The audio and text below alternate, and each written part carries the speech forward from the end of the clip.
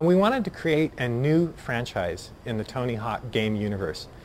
We didn't want to take the current Tony Hawk game and just slightly tweak it. We wanted to create something entirely new that could live on its own. So we created Tony Hawk's Downhill Jam, which is a race game with Tony Hawk set in its own universe with its own cast of characters. We've invented these very exaggerated, colorful skater characters in a world where downhill racing is a major sport and where people from all over the world are going to the most exciting downhill locations and racing against each other and clobbering each other and skating through San Francisco and Machu Picchu and through the Castle of Edinburgh and all kinds of exciting locations around the world.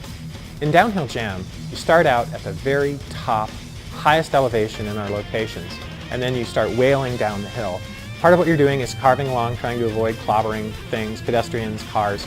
Another thing you're trying to do is accumulate boost, and the way you do that is with trick strings. So we combine downhill racing with the tricking from Tony Hawk.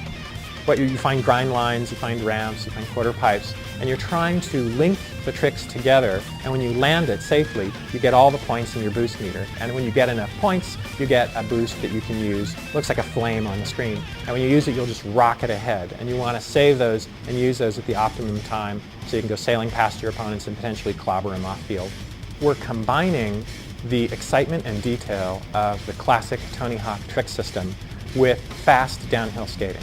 So primarily what we're using is you're holding the controller in what you could call the classic mode, which is two hands with the D-pad under your thumb.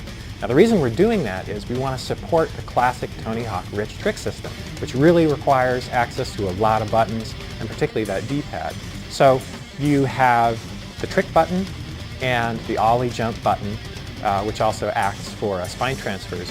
And then those are used in combination with the D-pad to get all the trick variations. In addition, there's actually a button that you grab underneath the Revolution controller, which we use for grabs. The most important part is the Nintendo controller actually knows how it's being held. So instead of pressing a button to turn, which is the primary thing you're doing in the game, is racing down these courses, you actually turn with the controller. And we look at the tilt of the controller and how fast you're tilting it, and then that's what controls the character as they weave through the level. Tony Hawk's Downhill Jam is going to be a new franchise. We are going to be making sequels. We have absolute belief that we're going to be taking this for many years forward.